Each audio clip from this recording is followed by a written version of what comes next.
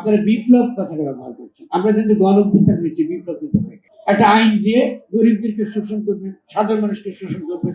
আমাদের সংস্কৃতিতে ক্যালেন্ডার নাই, আমাদের সংস্কৃতির ঋতু আছে। আপনি যখন বৈশাখ করে বলেন সমস্ত আবর্জনা অতীতের ধুয়ে যাক, তার মানে আপনি আপনার ঐতিহ্য অস্বীকার করছেন, আপনার ট্রেডিশন অস্বীকার করছেন, আপনার ধর্মকে অস্বীকার করছেন। ফলে এখনকার যে লড়াই হবে, সাংস্কৃতিক লড়াই, এটা হবে যেটা অপূর্ণ, যেটা আমরা করতে পারিনি, এটাকে সম্পূর্ণ করার লড়াই। ফলে সাংস্কৃতিক যে লড়াই সংগ্রামটা, তার মধ্যে থাকবে আগামী দিনে আমরা কি করে বৃহত্তর লড়াইয়ের জন্য আমরা তৈরি হবে। সাংস্কৃতিক আন্দোলন সেই বৃহত্তর লড়াইয়ের জন্য আমাদেরকে তৈরি হতে হবে।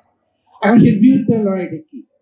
সেই বৃহত্তর লড়াইটা হচ্ছে নতুন গঠনতন্ত্র প্রণয়ন করা। প্রথম থেকেই এই তরুণ ছাত্ররা দাবি করেছে যে বাংলাদেশের জন্য একটা নতুন গঠনতন্ত্র দরকার, আইন না।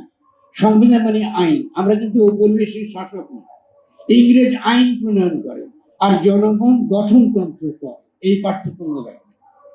যখন আপনি সংবিধান বলবেন, তার মানে আপনি একটা ঔপনিবেশিক শাসক, আপনি লুটেরা মাফিয়া শ্রেণীর পক্ষে আপনি একটা শাসনতন্ত্র বানাবেন, একটা আইন দিয়ে গরিবদেরকে শোষণ করবেন, সাধারণ মানুষকে শোষণ করবেন, আগের মতোই চলবেন। আর গঠনতন্ত্র মানে জনগণ নিজেরা অংশগ্রহণ করে, তারা কি করে একসঙ্গে বাস করবে, পরস্পরের সঙ্গে তাদের সম্পর্ক কি হবে, এটা তারা তৈরি করে।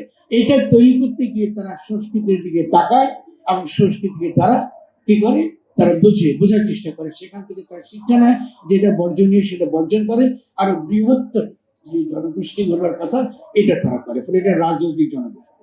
তাহলে আমরা সে রাজনৈতিক জনগোষ্ঠী করবার একটা বড় উদাহরণ, নজির এই গত দুটো উৎসব একসঙ্গে করে এই সরকার দেখিয়েছে। সেটা কি ছিল? চৈত্র সংক্রান্তি এবং নববর্ষ। এখানে সাংবাদিক ভাইরা আছেন, আমি অধিকাংশ পত্রিকা দেখেছি, অধিকাংশ পত্রিকা বুঝতে পারেনি এই অন্তর্বর্তীকালীন সরকার কি বার্তা জনগণকে দিতে চাইছে। প্রত্যেকে বলছে এটা নববর্ষের উৎসব, ওটা কোথাও নববর্ষের উৎসব কথা বলা। অন্তর্বর্তীকালীন সরকার কাছে দুটো জিনিস ছিল, চৈত্র সংক্রান্তি পালন করেছি, আমরা নববর্ষ পালন করেছি। এখন চৈত্র সংক্রান্তিটা কেন গুরুত্বপূর্ণ? কারণ চৈত্র সংক্রান্তি আমাদের সংস্কৃতির সঙ্গে যুক্ত। আমাদের কৃষকরা সংক্রান্তি করে, বৈশাখ মাস যখন আসে তখন চিত্রা নক্ষত্র, ওই যে নক্ষত্রের সঙ্গে যোগ, গ্রহের সঙ্গে যোগ, তাদের জীবনটা গ্রহ নক্ষত্রের সঙ্গে। ফলে ওই যে নক্ষত্র সৌরমণ্ডলে যে রাশিটা চলে যায়, আপনি মেষ রাশিতে প্রবেশ করেন, এই যে পরিবর্তনটা, এই পরিবর্তনের সঙ্গে ঋতুর পরিবর্তন, এটা মনে রাখবেন। এই ঋতুর পরিবর্তনটা তারা উৎসব করে করে, এটা সংক্রান্তি। এটা হলো এক নাম্বার।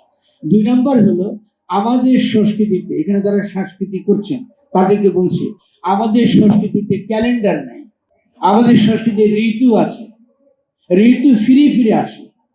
আপনি যখন বৈশাখ করে বলেন সমস্ত আবর্জনা অতীতের ধুয়ে যাক, তার মানে আপনি আপনার ঐতিহ্য অস্বীকার করছেন, আপনার ট্রেডিশন অস্বীকার করছেন, আপনার ধর্মকে অস্বীকার করছেন। ফলে পুরানো বলে কিছু নাই। এগুলো কলোনিয়াল আমল আমরা শিখেছি যে পুরানো সব আবর্জনা, পুরনো জিনিস সব খারাপ, এটাকে ফেলে দিতে হবে। এগুলো কলোনিয়াল মেন্টালিটি। ফলে এই যে সংক্রান্তি করার মধ্য দিয়ে আমরা নতুন যে সংস্কৃতির আমরা উদ্বোধন করলাম, এই উদ্বোধনের মানে হচ্ছে আমরা নতুন ভাবে নিজেদেরকে জানার চেষ্টা করছি। কারণ আমাদের জনগণ, আমাদের জনগোষ্ঠীর জীবনটা কিসের সঙ্গে যুক্ত? গ্রহ নক্ষত্রের সঙ্গে যুক্ত।